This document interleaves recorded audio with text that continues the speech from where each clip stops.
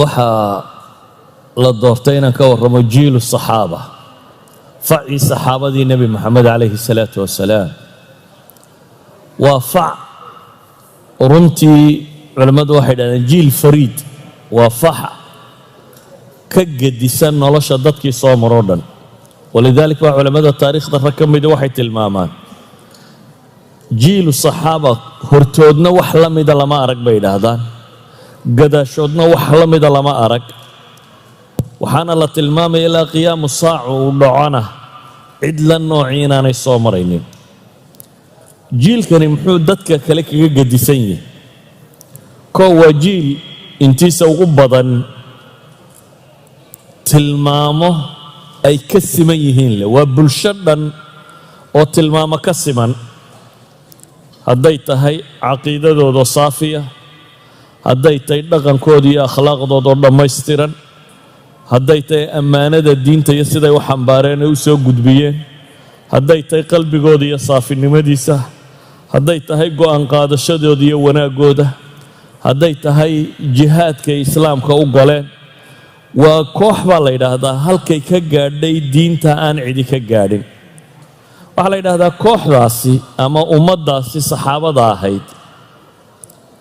fardi ka mide hadduu taariikhda kala soo maro, qof ka midi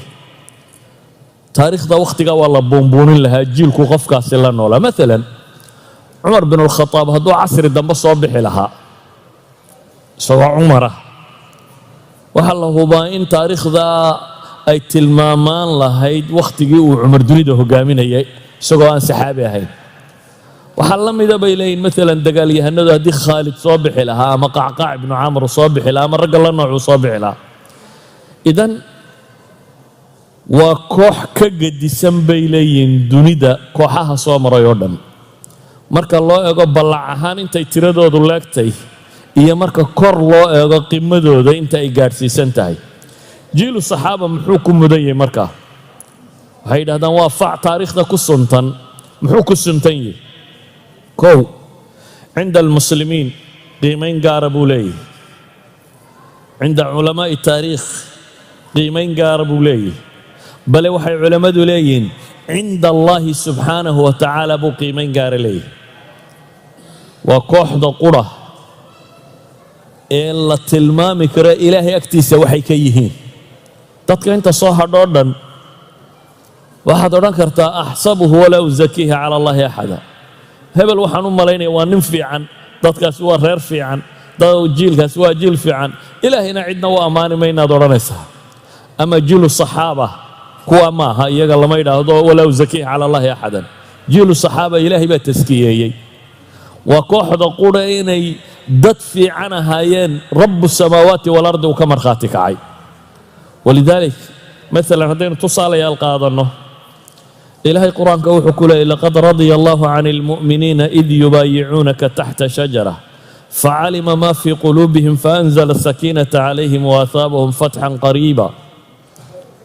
ilaahay wuxuu leeyahay ilaahay baa raalli ka noqday mu'miniintu markay geedka hoostiisa kugula beectamayeen. dadkan laleeyahy raallaa laga noqday ummadad intee le 1400 oo nin bay ahaayeen. 1400 oo saxaabo meel taagan ayaa ilaahay hadlaya subxaana wa tacaala, markaasuu leeyahy kuwaa ilaahay baa raalli ka noqday. waa shahaada min allahi subxaana wa tacaala. innagu dadka markaynu qiimaynayno waxaynu ku qiimaynaa muuqaalkiisa. qofka ama cibaadadaynu ka aragno, deeqda aynu ka aragno, tala fiicnida aynu ka aragno, ama qulubtooda dadka ma ogin iyo waxa u qarsoon. qoladan se ilaahay muxuu leeyahy facalima maa fii quluubihim baa ilaahay leeyahy. iyaga maaha daahirkoodaba wax la qiimaynaya. ilaahay wuxuu leeyahy waxaan ogahay waxa ku jira qalbiyadooda. sidaa awgeed baa faanzala sakiinata calayhim waahaabahum fatxan qariiba. waxaa la mida markaynu eegno fii suurati tawba, ilaahay wuxuu leeyahy laqad taaba allahu cala alnabiy waalmuhaajiriina waalansaari aladiina itabacuuhu fii saacati alcusrati min bacdi ma kaada yaziiqu quluubu fariiqin minhum uma taaba calayhim inahu bihim ra'uufu raxiim. ilaahay waa ka toobad aqbalay baa la leeyahy nebiga iyo muhaajiriintii iyo ansaartii raacay nebiga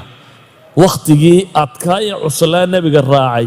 wakhti ay u dhowaatay dadka barhkood quluubtoodu inay weecato oo dabeetana ilaahay sugay. dadka caynkan lagu sifaynaya waa kuwama waa ghaswatu tabuuk raggii galay. tabuuk yaa galay 30,000 maaha qof iyo 2 iyo 3 iyo 4 maaha, waa 30,000. 30,000 ciidan oo meel galay ayaa ilaahay subxaanahu wa tacaala ku tilmaamaya kuwa ilaahay toobadooda u aqbalay. idan jiilkani ama facakani waxay dad oo dhan kaga gedisan yihiin baynu leenahay oo taariikhda ugu suntan yihiin. waa dad miisaankooday alle ku leeyihiin agtiisaa la garanayaa, maaha cinda albashar, cinda allahi subxaanahu wa tacaala qiimaynta ay ku leeyihiin iyo waxay ka mudan yihiin baa la garan karaa. ama wixii iyaga ka dambeeyey waynu odhan karnaa dadkaasi dad fiican bay ahaayeen, ilaahay baa si xaqiiqadooda og.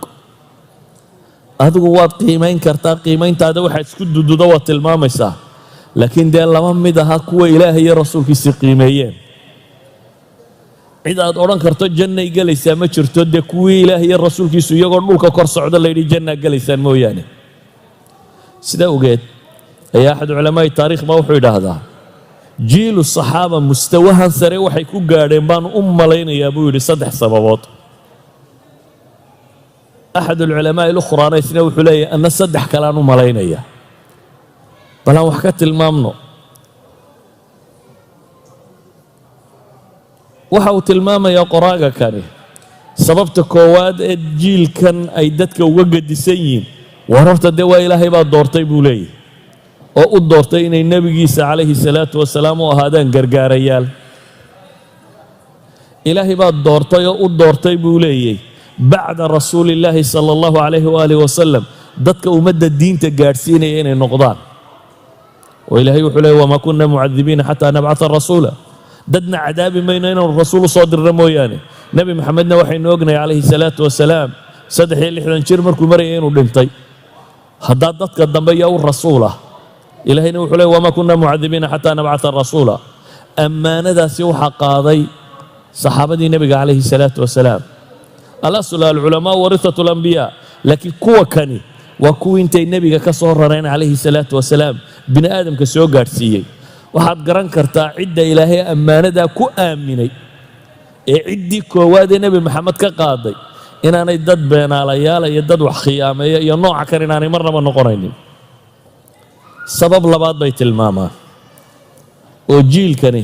ama facakani uu dadka kaleo dhan kaga gedisan yahay. waxay idhahdeen wuxuu kaga gedisan yahay taraakum alkhibraat bay idhahdaan. waa fac ka khibrad gedisan dunida inteeda kale. maxaynu uga jeednaa khibradda tan? kow waxaynu leenahay waxay arkeen nebi moxamed calayhi salaatu wasalaam. innagu agteenna waxa ku weyn qofka muslimka intuu seexda yidhaahdaa nebigii baa riyo ku arkay. agteenna wuu ku weyn yahay. nebigaana weyneeyey calayhi salaatu wasalaam oo tilmaamay shaydaanku iskuma kay matalo. qofkii riyo igu arkaa wuxuu la mid yahay inuu ay arkoo kale. ومن رآني في المنام فقد رآني فإن الشيطان لا يتمثل في صورتي من رآني في المنام فسيراني في اليقظة ولا يتمثل الشيطان بي من رآني في المنام فكأنما رآني في اليقظة. كل هذه الأحاديث وبخاري ورينيو waxau nebigu ku tilmaamaya calayhi salaatu wasalaam ninka riyada igu arka ee ku arka sifadiisii uu lahaa. waa sababta aynu u baranno shamaa'ilu moxamed calayhi salaatu wasalaam. nebiga dherarkiisii iyo midabkiisii iyo ballaciisii iyo timihiisii iyo waxaasaa kutub alxadiid lagu dhigtaa. maxaad u dhiganaysaa si aanu kaa qaldamin hadhow riyada markaad aragto haddaad calaa suuratihi ku aragto fa huwa shaytaanku iskuma tamatulo. ama haddaad dee nin madoowo meel maraya aragto inaan rasuulka yahay waa la garanayaa. ilaa nebi moxamed calayhi salaatu wasalaam nin madoow ma ahaynin. idan sifaadkiisii haddaad ku aragtay waxaad la mid tahay inaad aragto. innaga markaa agteenna waxa weyn ninka intuu seexdo ilaahay uu waafajiyo inuu nebi moxamed calayhi salaatu wasalaam riyo ku arko. ka warranka maalin walba 10 jeer arkaya uu ka soo horbaxayay isagoo rumaysan oo muslima oo ilaahay yaqaana, maalin walba ka soo horbaxaya ee xaqiiqatan u arkayay. markaan leenahay xaqiiqatan u arkaya wax badan baa ku hoos ladhan. mar kale aan wax ka tilmaamay qodobka labaad waxaynu tilmaamaynaa ay saxaabadu dadka kaga gediseen waxay ahaayeen dad qur-aanka la nool. ereygaa u fiirso. innagu waxaynu maqalnaa asbaabi nusuul. aayadda tani waxaasaa dhaco waxaasay ku soo degtay, waxaasaa dhaco saasay ku soo degtay. laakiin iyagu way la noolaayeen. waxaad sawirataa gabadhii muslimadda ahayd ee odaygeedii muranku dhex maray ee uu dihaaray ee ilaahay u ashtakootay ee ilaahay ashtakadeedii ka soo jawaabay. gabadhaasi qur-aankaa markay akhriyayso siday u akhriyaysa? iyaduu ku soo degay, iyadaa ashtakada samaysay. dabeetana ilaahay iyadu qadiyadeedii ka warramay. qad samica allahu qawla alatii tujaadiluka fii zawjiha watashtaki ila allah wallahu yasmacu taxaawurakuma ina allaha samiicun basiir. gabadhaas maxay dareemaysaa markay qad samic iyadoo akhriyayso ay salaad ku tukanayso? wuu kala gedisay adiga in lagaaga sheekeeyo gabadh bay ninkeedii isqabteen, dabeetana qur-aan baa ku soo degay, iyo inay taagan tahay tii qur-aanku ku soo dego iyadoo akhriyayso oo iyadu ilaahay u ashtakootay oo dabeetana ashtakadeedii ilaahay aqbalay. waxaa la yidhahdaa cumar binulkhataab oo iyo ciidan soconaya meel soo maray, dabeetana islaam buu ku soo baxay. islaantu wuu isla taagay, markaasay wax u sheegtay, warkiisii buu ayuu dhegaystay warkeedii. markaasay ku yidhaahdeen xabasta amiiru lmu'miniin bay leehay xabasta annaasa calaa hadihi alcajuusa. dadkii ma habartan baad u joojisay? yacni dadkii waxay necbaysteen. dadkii dhammeeye soconaya islaan la hadalkeeda inuu cumar isu taagay. cumar baa wuxuu ku yidhi waylak, maga ogti intani tay tahay? markaasaa la yidhi maya. markaasuu yidhi waa tii ilaahay fowqa sabci samaawaat ashtakadeeda ka aqbalay. waa khawlata bintu thaclab buu leeyahy. waa gabadhay ku soo degtay qad samica allahu qawla alatii tujaadiluka fii zawjiha ay ku soo degtay. ilaahay baan ku dhaartay buu leeyahy hadday ilaa iyo caawa ay tidhaahda taagnow salaad waxaan ahayn ugama dhaqaaqayna waan u taagnaan lahaa buu leeyahy. yacni markaynu qur-aanka mafhuumka markaynu u dhigno qof walba, ilaan qur-aankani meel cidlaa kuma soo degayn, raggan iyo dumarkan meesha joogu ku soo degay. iyaga ama lagu saxayay ama lagu tawjiihinayay ama wax loogu tilmaamayay. yasaluunaka can ilanfaali qul ilanfaalu lah. waa kuwan taagan. idan qur-aankaad adigu akhriyayso iyo ragguu ku soo degayee taagnaaye iyaga ilaahay ka warramayay isku dhadhan noqon maysaan, isku sina u dareemi maysaan. arrinka saddexaad ee uu sheekhaasi tilmaamaya waxa weeyaan ee nabigu calayhi salaatu wasalaam hayb badan iyo wax mucjisaada iyo kanbuu ka warramay. innaga dee bacda sanad dheer oo culamaa ilxadiid ku soo arooriyeen markuu soo maro kutub soo maro caynkaasi buu ina soo gaadhay. warkaasaynu innagu maqallay, laakiin iyagu way taagnaayeen. waxay culammadu yidhaahdaan ama culammada baan kaa kaxeeyo, nebiyullaahi muusa calayhi salaam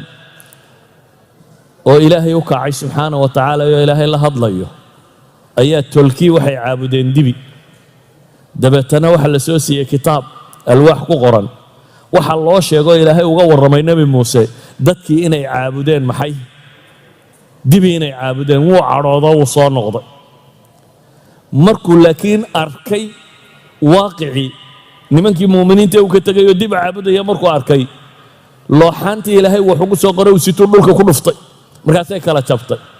nabiga calayhi salaatu wasalaam tacliiqiyo wuxuu yidhi laysa alkhabaru kalmucaayana buu nebigu yidhi. warku aragtida la mid maaha buu nebigu leeyahy calayhi salaatu wasalaam. nebi muuse war baa loo sheegay dadkii way caabudeen dibi, looxaantiisa uu iska sitay markaa ma jebinin.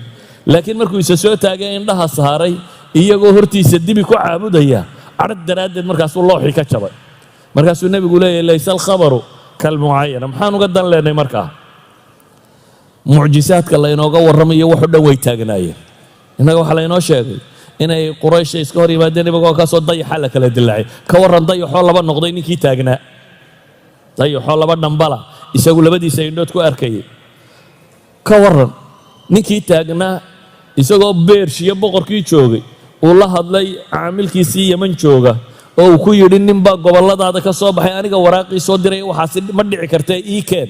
ee labada nin soo diray ee labadii nin nebi maxamed u yimaadeen calayhi salaatu wasalaam iyagoo raba inay u sheegaan boqorkii kisra ku doonaya raac dabeetana wuxuu yidhi bal noqdo oo ii kaalaya aroorta way ku soo noqdeen markay subaxu u yimaadeen buu wuxuu ku yidhi kii idin soo diray ku noqda oo waxa u sheegtaan inna rabbii qad qatala rabbahu leyla rabbigay inuu rabbigiisii xalay dilay kisrahay ku lahaa ka yaman la soo hadla yidhi waxaad kii yamaneed u sheegtaa xalaydan aan joogno aniga rabbigay inuu isaga rabbigiisii dilay boqorkii kisra nafsi leyla baa la dilay oo kisra dhintay ka warran ninka saxaabigee joogay ama saxaabada arkaysay nebi moxamed oo khudbadaynayo geed dhinaciisa taaganiyo ooyayo geedku ka hor khudbadayn jiray waagii hore intaan loo samaynin mimbarka oo ka dhinac ooyayo ay maqlayaan dadku xaniiniljidic dhammaantood ay maqlayaan ka warran nebiga calayhi salaatu wasalaam oo ay dhex taagnaayeen oo intay biyo waayaan gacantiisa madibad yar u geliya weel yar biyaa gacanta u geliya oo dabeetana ay arkayaan farihiisoo biyo ka dareerayaan oo ku weysaysanayaan 80 nin baa ka weysaysanaya mararka qaarkood 300 oo nin baa ka cabay ama ka weysays ka warran yacni nimanka soo taagna waxaas nimanka soo taagna inay jibriil arkaan intuu nebiga u yimi oo su'aalo weydiiyey oo caynkan oo ay yidhaahdeen nin aanan hore u arki jirin oo caynkaasaan markuu baxay uu nebigu ku yidhi ma garanaysaan kan idinka tegey ay yidhaahdeen maya uu yidhi jibriiloo diinta idin baraya buu ahaa idan saxaabadaas dadka waxay kaga gedisnaayeen iyagu diintan bay la noolaayeen qaarkood iyagoo dhulka kor marayaa la yidhi jannadaad gelaysaa dunidani intay cidhiidhi ku noqonaysaa ninka og inuu janno ku sii socda haddaad hubto caawa marka naftu kaa baxdo cirkan iyo dhulkan meel ka weyn inaad helayso tambariiskeedu mii kuuba dhadhami lahaa ma qiimo kula leeyihin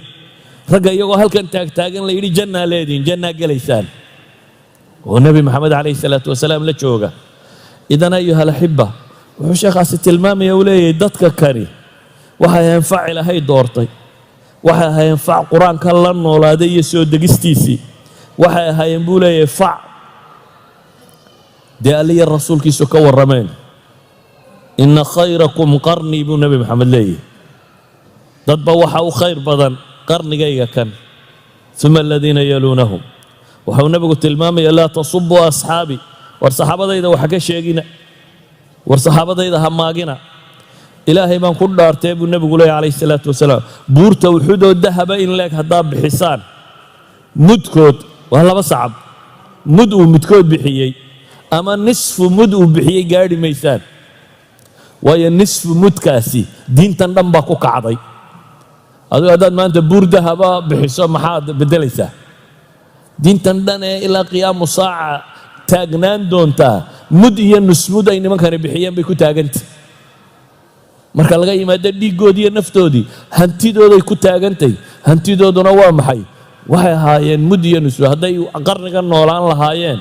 waxaynu odhan lahayn waa dad caydhoo meel degane waxaa loo ururiyay inu inagu odhan lahayn markaad noloshooda la sifeeyo siday ahayd saa daraaddeed jiilkaasi jiil mudan buu ahaa ilaahayna markuu leeyahy kuntum khayra ummatin ukhrijat linnaas iyagaa marka hore lala hadlaya iyagaa kow ka ah waxaa kuugu filan in ilaahay qur-aanka ku leeyahy والسابقون الأولون من المهاجرين والأنصار والذين اتبعوهم بإحسان رضي الله عنهم ورضوا عنه وأعد لهم جنات تجري تحتها الأنهار خالدين فيها أبدا ذلك الفوز العظيم كوي صهر مري الرئي مهاجرين يا أنصار هيا وحي الراعي إلهي برا لك النقضي بالليل يقولنا الله يرى لك يهين جنة لو ديارية با إلهي هو مرخاتك عيا أي كواريا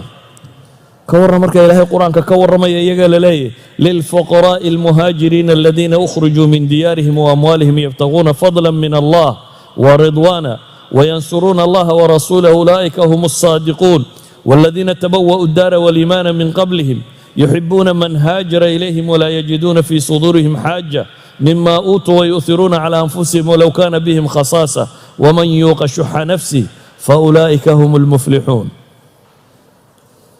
أيها الأحبة وحلنا جيل كاس وجيل إلهي دورتي ضد كان كم مضن مدين هانو قولي كجم مدين ما التاريخ ده بني آدم كقري سينا يهين دات كجدسن نوعيات كي الدنيا ده صامرة يوردن وحبان كتلمامي هذا بقى إسلام نمضو ما يقول قولي كحدناي معناه ما هو يعني كان النبي محمد أرجع إسلام متاجي كرايو أما الدين تمرق ما يسوى ما يا هل كي جارين وما لا جاري كرينا لكن ومثل وتلمام لا أديك سنة يوقف وربعين وجاره والله جاي بفردي يلا بيصدح جارين أدركته لكن بلشة دي ترى لك وطيال لك يدو ما تشريس لكن إلهي نعمة دي سقف كيدا داله وجاري كرا وحيا بقاركم هذا الدين تتاني لو قمت لك قال إن الله شيء النبي قال قرأ إني شوكته وقرن كرنا إن قفك هذا الشيء خاق وحقول لي كو تبارك وتري ونقضى نندقسيه ووحكستكوسيه ونقضى ننجسيه ودفت مركو قبضة الدفاع أو نقضى نن عقل بدن oo waxaad u baahato kala talin kara oo noqdo diin ninku ugu daray yani waxa la hubaa inaad u jeclaanayso si kama dambaysa waxaana la hubaa inuu ku raadayn doono si غير caadiya waxaad u malaynaysaa ninka nabi maxamed sheekh oo ahaa markaa alayhi salaatu wasalaam saxaabadu dad bakii u geesisana u deeq badnaa u fiicnaa u talo roona u caynkana ilaahayba dadka ka dhex doortay ayaa de macalinkoodii ayaa iyaga macalinkoodii tababarahoodii saasi awgeed dadka inay ka gadisnaan doonaan waa mas'ala macquul ah ila sheekh u dhigma la heli maayo nabi maxamed alayhi salaatu wasalaam laakiin taa macnaheedu ma aha inaan islaamnimada la soo celin karin inaan quraanka iyo sunnaha la tabaqi karin inaan xadkii ilaahay uu inoo dejiyay la gaari karin marnaba macnaheedu ma aha wa illa dee diintu bay noqoteen diintii u dambaysay ilaa aakhiru zamaanka loogu talagalay haddaba waxaynu isweydiinaynaa markaynu ka nimaadna qimada sare aan nimaadna halkooda ugu hooseeya waxa keenay inay halkaa hoos uga dhici waayaan maxay tahay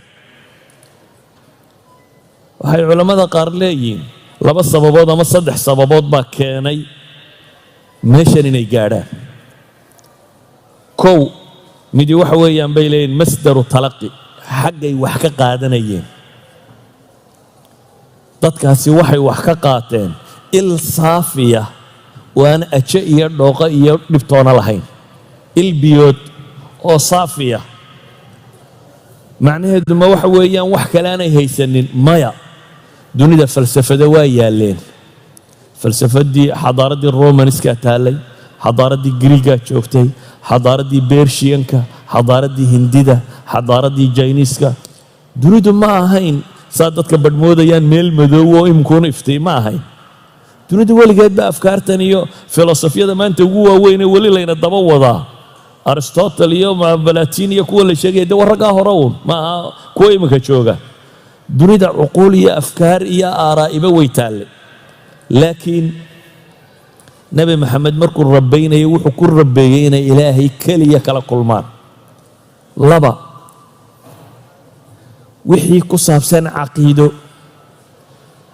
iyo values qiyam iyo tashriic inay rabbi kala kulmaan wixii maado iyo idaaraad iyo aqoon adduunyo ku saabsanna bini aadamku u wadaagaya inay aadanaha kale ka qaataan wixii la dheer yahay taasaa waxay keentay markay joogto mas'alada valuega iyo caqaa'idda iyo sharaa'icda ku saabsan wuxuu nebigu arkay maalin cumar bnu khataab baa nin yahuudiya yidhi waa bal waraaqii soo qor kitaabkiina waxyaabaha waa wanaagsane ku qoran dabeetana waraaq buu mid u qoray riwaayaadka qaarkoodna waxay leeyihin waraaq buu helay cumar oo waraaq akhrisanaya buu nebigu arkay markaasuu yidhi waa maxay waxaad akhrinaysaa markaasuu wuxuu yidhi waa qoladan yuhuudeed kutubkoodii weeyaan wax ka mid ah amutahawikuuna fiiha buu nebigu ku yidhi oo adna miyaad wareersantay buu ku yidhi iyagu wanoga waa wareersan yihiine adna ma mutaxayir adna miyaad wareersantay buu ku yidhi waar waxaan idinla imi buu nebigu leeyahy baydaa'a naqiya diin baan idinla imi cad oo saafiya ilaahay baan ku dhaartay buu nebigu yidhi hadduu nebi muuse noolaan lahaa kitaabkii towraad oo la qalqalday oo la inxiraafiye iska dhaaf nebi muuse hadduu noolaan lahaayo maanta joogi lahaa uma bannaanaateen inuu aniga ay raaca mooyaane wax kale buu nebigu leeyahay calayhi salaatu wasalaam walidaalika buu nebigu wuxuu tilmaamayaa nebi baa soo degi doona isaga dabadi nebiyullaahi ciise oo cirka la qabadsiiyaa iman doona laakiin muxuu raaci doonaa sharciga nebi maxamed buu raacaya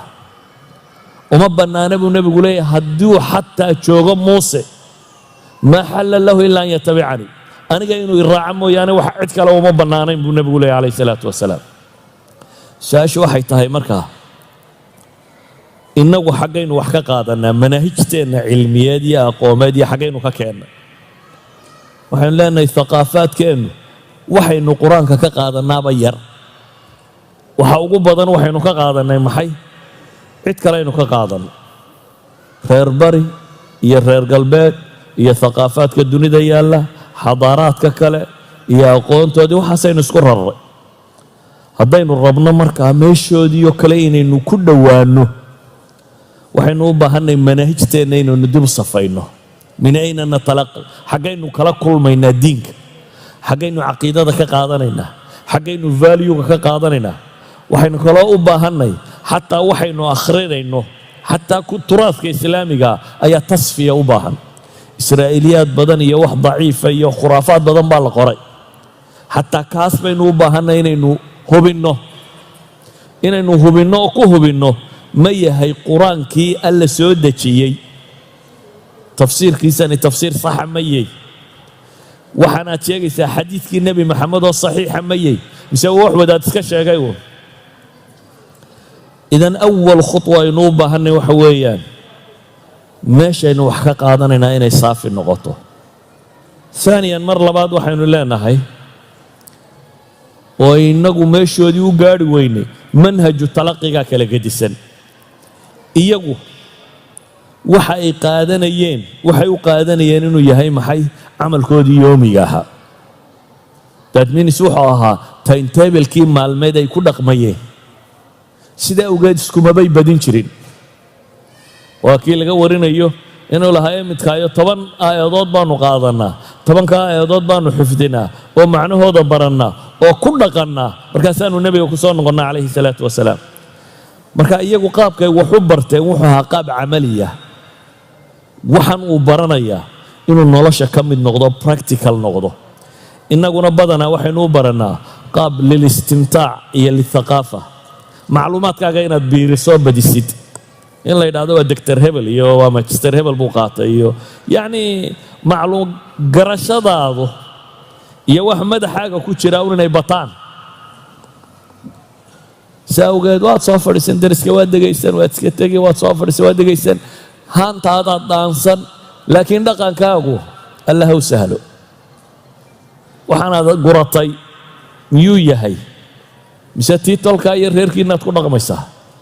tii dowladdiin iyo wixiinaad ku dhaqmaysaa tii bulshadiin iyo waxay weynaynayeen baad ku dhaqmaysaa mise waxaanaad barataad ku dhaqmaysaa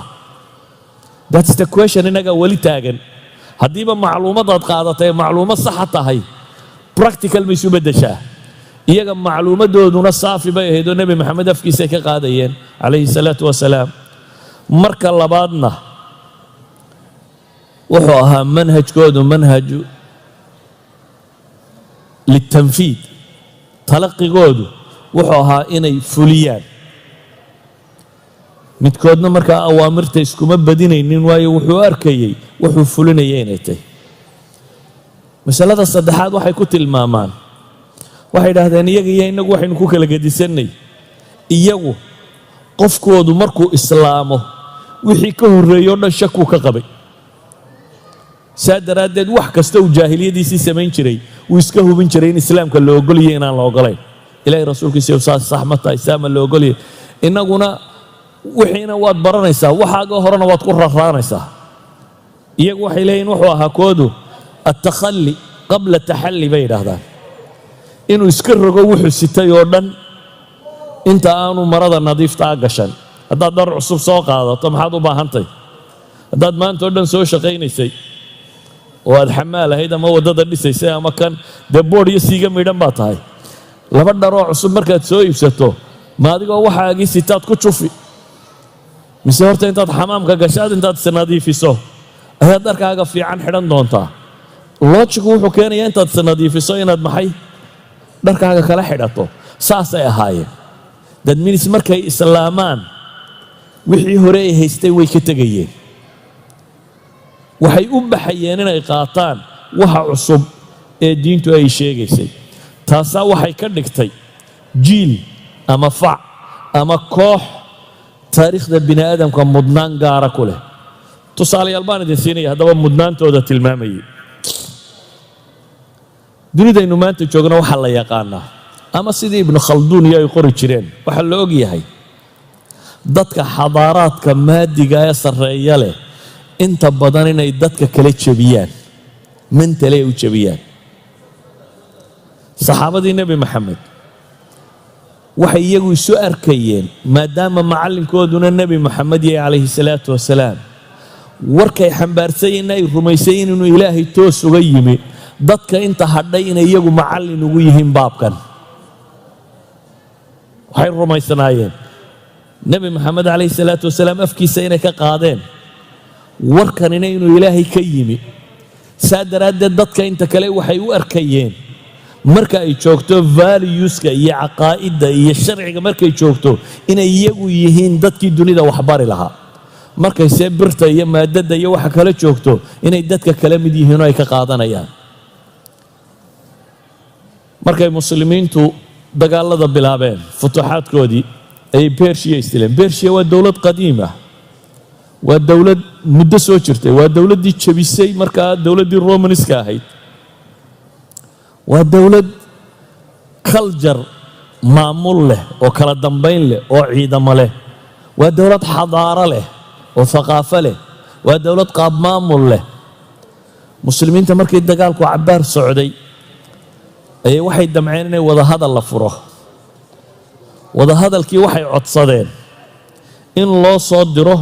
cid muslimiinta ka mid oo ay wada hadlaan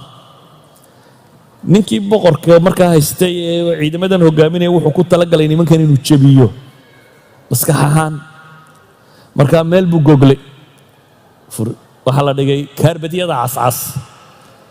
dabeetana sariirtii boqortooyadana meel baa la dhigay sariirta boqortooyaduu fuulay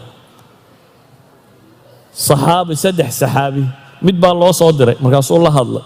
wuu noqday war bal mid kale ii soo dir buu yidhi mid labaad baa loo soo diray wuu noqday war bal mid kale ii soo dir buu yidhi mid saddexaad baa loo soo diray saddex saxaabi baa kolba mid u yimi xudayfa iyo mugiirat bnu shucb iyo ribciy ibnu caamir saddexdaba saddex qiso cajiib oo kala kulmay laakiin mid uun baan u socdaa ribciy ibnu caamir baa u yimi waa nin intaa dagaal ku soo jiray maryaha ilhaylan iska wata faras yaroo gaaban wata hubkiisii iska xidhan soo galay dabeetana waxay idhahdeen hubka dhig madaxda loolama tagee dee madaxda anigu uma imana isagaa ii yeedhay buu yidhi haddaan rabtaana saydaan ugu tegay haddii kalena iska noqon waa loo sheego waxaa la yidhi ninkii saasuu leeyahy bal soo daaya buu yidhi wuu soo socday kaarbadku iskaga soo dul socday faraskiisii yaraa ee gaabnaa dabeetana barkimooyinka ka miduu ku xidha dabeetana wuu soo galay markuu u yimi ayuu ninkani wuxuu ka fakerayaa wuxuu rabaa inuu mentally ninkan jabiyo war haddii maxaa idin soo saaray buu leeyahay haddii abaar iyo dhul aan waxba oolin iyo kanaa ka timaadeen xoolaanu idin siinaynaa waxan baanu idin qabanaynaa kan baanu idin qabanaynaa kan baa ee waddankiinni ku noqda buu u tilmaamaya marka maxaa idin soo saaray baa la weydiiyey ribciy ibnu caamir wuxuu leeyahay allahu ibtacathana linukhrija man sha'a min cibaadati alcibaadi ila cibaadati illahi waxdah wa min jawri aladyaani ila cadli alislaam wa min diiqi dunya ila sicati dunya walaakhira wuxuu leeyahay ilaahay baana soo bixiyey waxaana rabbi noo soo bixiyey dadka cidduu doono inaanu ka saarno addoonsigay dadku is addoonsadaan oo freehead dadka inaanu xorriyad u saarno dadka inay xor ka noqdaan bini aadamku inaanu is addoonsanin baana loo soo bixiyey buu yidhi ilaahayoo qura in dadku addoommo u wada noqdo waxaanu soo baxnay buu yidhi inaannu dulmiga diimuhu dadka ku hayaan ka saarno cadaaladda islaamka u bixinno waxaanuu soo baxnay buu leeyahy cidhiidhiga adduunya inaannu idinka saarno oo adduunyada ballaceeda iyo aakhirada ballaceeda idin geey nin kale cidhiidhi adduunyaanka ha saarayaa laba goo yaryar buu sitaa iyo maxay faras yaroo gaaban u ustaa ninkuu cidhiidhiga adduunye ka saarayaana waa ninka kan meel kasta gogladay laakiin wuxuu arkayaa bimanduurihi maca haada waxaasoo dhan uu haysto inuu cidhiidhi ku nooliyey. marka waxaan kaa saarayaa buu leeyay cidhiidhiga adduun oo waxaan kuu saarayaa maxay ilaa sicatiha. faariqa maadiga u dhaxeeya intuu leekaa laba masalaan idiin tilmaami. midi waxa weeyaan axadu saxaaba qolaa daqiiq yaroo farsamaysan bay cuneen markaasaa saxaabaa la weydiiyey sidaa u cuni jirteen idinku horta daqiiqda. dabeetana wuxuu ku yidhi maa ra'aa rasuulu llahi sala allahu alayh wasalam annaqiya min xiina ibtacahahu allahu xataa qabada. ilaahay rasuulkiisu daqiiqdan saafiga ah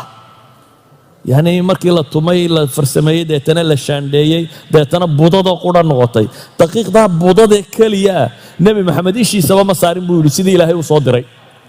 daqiiq saafiyaba nebi maxamed ma arag. markaasay waxay ku yidhaahdeen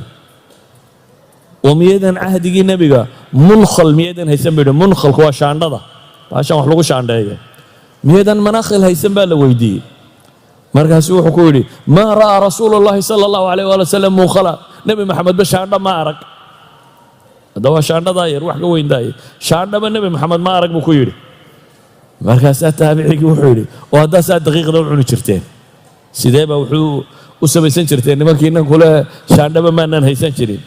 markaasuu wuxuu yidhi shaciirka intaannu tunno oo dabeetana haadinoo afuufno sidii reer baadiyaheennuun fo intaannu nidhaahno ayuunbaa wixii baalina duulaan wixii soo hadhana waa sariid baanu ka dhigan jirno dee waa cuni jirnay buu ku yidhi. yacnii raggan dunida sicadeeda dadka u sheegaya shaandhada daqiiqda lagu shaandhaysta maanan arag buu leeyahy. alimaam ibnu jariir atabari wuxuu soo aroorinaya waxaa ka soo naqlinaya sheekhi nadawi. annadawi baa ibnu jariir atabari wuxuu ka soo naqlinayaa muslimiintu markay madaa'in furteen. madaa'in waa caasimaddii markaa looga talin jiray dowladdii beershiya la odhan jiray. caasimadda markay furteen gurigii boqortooyada qusuurta markay soo galeen dee wixii alaab taallay ka kaalay waxay arkeen buu yidhi daqiiq noocyaadkaasa oo si khafiifa loo sameeyo meel saaran dabeetana manaadiil bay moodeen buu leey faraha iska mariyeen. waa saxaabadii. wuxuu tilmaamayaa yacnii faahashan farsamada lagu sameeyey inaan weligoodba arag saa daraaddeed in iyagu fara iska maris moodayeen. wuxuuna fara iska maris maahe waa maxay waa cunno. ragga sidaa u soo galeen meeshaasi caynkaa ahayd haddana waxay rumaysanaayeen inay iyagu usaatidada yihiin inay iyagu kuwii mabaadi'da iyo caqaa'idda iyo diimaha sheegaya inay iyagu yihiin. ama innaga maanta markaynu aragnay muctiyaat alxadaara algharbiya teknolojigan galbeedka yaalla waxaynu bilownay oo su-aashan ay dib u noqotay sidee baynu manduumadeennii valueskii qiyamkii iyo caqaa'iddii wixii aynu sharcigeen iyo wixii aynu sidanoo dhan see baynu u waafajin karnaa tana u raacsiin karnaa. innagu markaa iyaga wax bari mayno ee teeni baynu rabnaa inaynu idhaahno qiraa'a jadiida. waxaynu u baahanay inaynu dib u akhrino oo muctiyaadka xadaariga ee maanta soconaya inaynu raacsiino. naska sharciga inaynu waxoogaa tabriiraada u raadinno meel kale ka saarno. inaynu idhaahno nusuusta sharciga waa iska yaro adag tahay maqaasidaynu isticmaalaynaa maqaasidu shariica iyo almasaalix alcaama iyo waa baabkaasoo nusuusta ajzaada ah iyaga waa ma qaadan karayno waayo innagu qalbiyan baynu jabnay. imbihaar baynugu dhacay. nimankaa cirka qabtay waxaynu isniin wax walba cirkay ka joogaan. ma ynan garanin inay bini aadam yihiino xaggana kor u socon karaan xaggana hoos u socon karaan. dhanna hoos buu dunidu u socotaa oo maanta dunida valueska iyo qiyamka iyo caqaa'iddu hoos bay u socdaan. aqoon-yahanka dunida waaweyn in badanoo ka mid ah isku waafaqsan in hoos loo socdo laakiin technologigu kor buu socdaa. technologigu aad buu kor ugu socdaa oo de hadda waxay ka warramayaan dagaalada cusub ee dhowaan la rajaynaya in la galo inaan bini aadanba geli doonin. hadday dayaarad tahay iyo hadday taangi tahay iyo hadday askari tahayba man made waxay unay dagaalami doonaan aan dadku goobta tegi doonin. dayaaradda ku garaacaysaa wax cidimo wadato taangiga kaa dulboodaya cidimo wadato madfaca soo dhacaya cidimo wadato askarigan xabadda soo riday waa robot oo ciidamo wado technology halkaas inuu bini aadamku guryaha fadhiyo cirkana ka dagaalamo waddan kalena aad dumisid gurigaagana aad fadhidid yes technology halkaas uu socdaa trendkaas uu socdaa wax walba in waxaynu ku naqaanay iska bedelaan laakiin caqaa'idda iyo valueska iyo qiyamka iyo akhlaaqiyadka iyo dhaqanku hoos buu sii socdaa bini aadamka iyo qiimayntiisu way sii lumaysaa waxba ha eegin dasaatiirta waxa ku qoran waxa lagu dhaqmaya eeg dasaatiirta waxa ku qoran bugaagta waxa ku qoran bay la mid yihiin wax waliba waxay u sii socdaan hoos laakiin inagu materialka markaynu munbahar ku noqonnay inferiority complex baa inagu dhacay waynu nafsiyan baynu u jabnay dabeetana inuu ceeb yahay waxaynu sidanay baynu dareennay su'aalaadka yurub la isweydiiyey waxaa ka mid ah masquulaa ma ku tukan karaa iyo meelaha yani ceeb baad dareemaysaaba in lagu arko adoo foorfoorarsanaya dee waad ka khajilaysaa marka ninka inuu salaad ilaahay u tukado ka khajilaya ma cid kale wax gaadhsiinaya ninka inuu ilaahay u tukado ay ku dhib badan tahay ka khajilsani ma cid kale wax u sheegi karaa ma cid kale wax gaadhsiin karaya waxaynu u raadinaynaa qatciyaadkii sharciga ayaynu waxaynu u raadinaynaa tabriiraad kale iyo meel kale aynu ka bixin karno si kale aynu wax u dhigi karno soo duuduuba waxaynu leenahay waxay soo naqliyaan ibnu taymiya ibn alqayim iyo kitaabadoodan ay nimanka kristanka kula doodayaan ama diimooda kaga warramayaan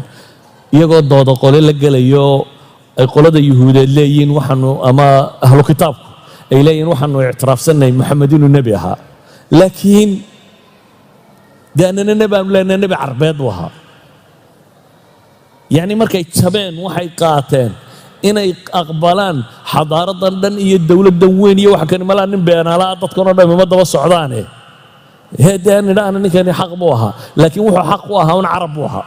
nebi carabta loo soo diraye annaguna kaayagii baanu haysanaynaa idinkuna kiina ummad kastoo jabtaa saasay u fakertaa waxaan isweydiinaynaa markaa maxaa saxaabada ictizaaz maxaa nooleeyey waxa nooleeyey nabcigay ka cabbeen baa saafi ahaa waa marka koowaad ilaah iyo rasuulkiisay toos uga cabbeen wixii ay u sheegeen waa marka labaadee diintay baranayeenba inay ku dhaqmaan u baranayeen waa marka saddexaadee waxaynu leenahay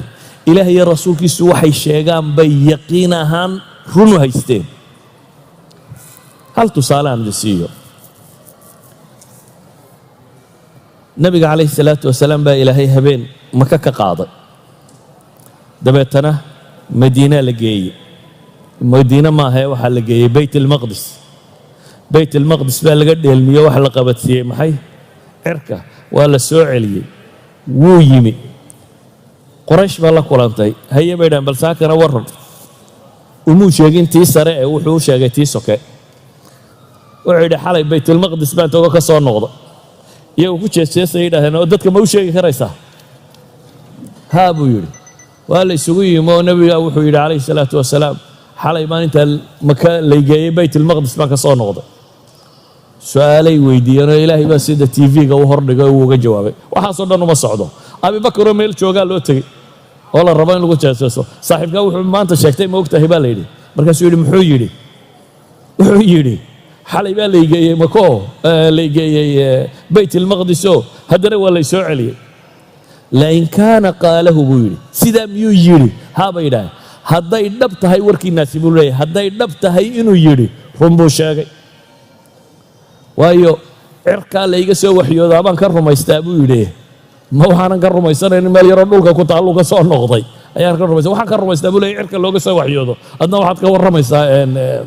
magaalo dhulka ku taalluu tegay oo ka soo noqday idan yaqiintaasay qabeen waxaan ku soo koobayaa markaa saxaabadu waa jiil taariikhda ku weyn islaamnimada ku weyn cinda allaahi ku weyn nusuus qur'aan iyo xadiis ay sheegayaan in badanoo ka mid inay ahlu janno tahay